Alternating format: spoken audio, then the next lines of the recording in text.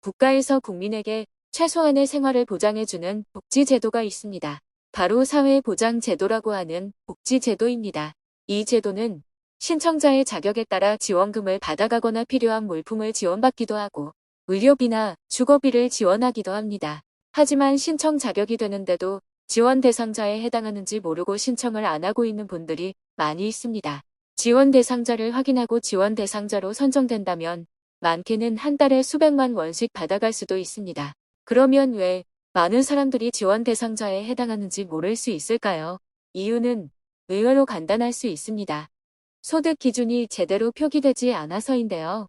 영상을 끝까지 확인하시면 누가 지원 대상자로 선정될 수 있는지 확인할 수 있습니다. 그 전에 구독과 좋아요 눌러주세요.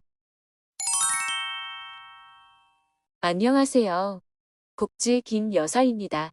오늘은 기초생활보장 제도를 이용하지 않고 있는 분들을 위해 신청하기 전 알아야 하는 중요한 정보 몇 가지를 소개해 드리려고 합니다. 먼저 기초생활보장제도가 무엇인지 간단하게 소개해 드리며 이 제도는 사회보장 제도 중 하나로 국민이 최소한으로 누려야 하는 것들을 보장해 주는 제도로 대표적으로 4가지를 주로 보장하고 있습니다.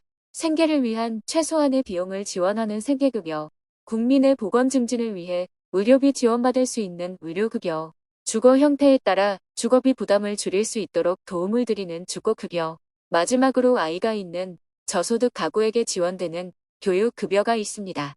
이 4가지 급여를 이용하기 위해서는 소득 인정액 요건을 충족해야만 합니다. 바로 여기서 여러분의 소득이 이 기준을 충족하지 못하는 것 같다고 착각하고 있는 것이죠. 주요 내용은 소득 인정액은 여러분이 매달 벌고 있는 실제 소득이랑 다르다는 것입니다. 그럼 소득 인정액이 무엇인지 알려드리겠습니다. 소득 인정액이란 여러분의 소득 평가액과 재산의 소득 환산액을 합한 금액을 말합니다. 실제 계산식은 유형별 공제액과 환산액, 기본 공제액 등 복잡하게 계산되고 있는데요. 계산식 자체는 꼭 알고 있어야 할 필요는 없습니다. 간단하게 이 내용 한 가지만 알고 가시면 되는데요. 바로 소득의 공제입니다. 소득의 공제는 소득에서 일정 부분 빼고 평가하겠다는 것인데요. 대표적으로 근로소득에는 실제 소득에서 30%를 공제받게 됩니다. 예를 들어 소득이 300만 원이라면 30%를 공제받은 소득 평가액은 210만 원이 되는 것이다. 그래서 근로소득만으로 소득 인정액을 계산해 보면 이렇게 더 높은 금액이 적용되고 있습니다. 예를 들어 생계급여의 3인 가구 소득 인정액은 150만 원이하고 이 소득 인정액을 근로소득으로 환산해 보면 월소득 215만 원 이하가 됩니다. 4인 가구의 주거급여를 보면 소득 인정액은 275만 원이지만 근로소득으로 환산해 보면 월소득 392만 원까지도 주거급여 수급 대상자로 선정될 가능성이 있는 것이죠. 물론 금융소득이나 사업소득, 가구의 재산 등 다양한 요소가 적용되어야 하지만 근로소득만으로 환산해 보면 생각보다 더 많은 분들이 수급자가 될 수 있다는 것이죠. 그래서 실제 여러분의 소득과 재산을 기준으로 소득 인정액을 계산해 볼 필요가 있습니다. 복잡한 계산은 복지로 홈페이지로 접속하시면 자동으로 계산해 주고 있는데요.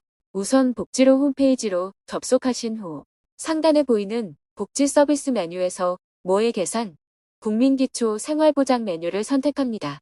그러면 여러분의 가구 구성원은 몇 명인지, 주거지는 어디인지, 소득 및 재산 수준 등 간단한 설문을 작성하시면 소득 인정액을 확인할 수 있습니다. 예를 들어 서울에 거주하는 4인 가족의 소득은 380만 원이 있다고 가정해보고 그리고 이 가족의 재산은 보증금으로 9,900만 원이 있다고 해볼게요. 그러면 소득 인정액은 기본 공제액과 근로소득 공제액을 제외하면 266만 원이 됩니다. 그러니까 월소득 380만 원, 재산 9,900만 원인 4인 가구는 주거급여와 교육급여를 수급할 수 있는 것이죠. 이렇게 소득과 재산이 어느 정도 있는 분들도 수급자로 선정될 수 있으니까 여러분들도 소득 인정액을 계산해 보시고 무수급자로 선정될 가능성이 있는 분들은 주민센터에 방문하셔서 기초생활보장제도에 대해 상담을 받아보시면 좋겠네요. 오늘은 근로소득만 있는 분들이 얼마까지 벌고 있어야 수급자로 선정될 수 있는지 간단하게 알려드렸는데요. 소득 인정액은 실제로 굉장히 복잡한 계산식으로 이루어지고 있으니까 개인이 직접 계산하기란 쉽지 않습니다. 오늘 영상에서 소개해드린 모의계산 방법을 이용해서 간단하게 소득 인정액을 계산해 보시고 수급 대상자로 선정될 가능성을 확인해 보시면 좋겠네요. 영상이 유익하셨다면 좋아요 부탁드립니다.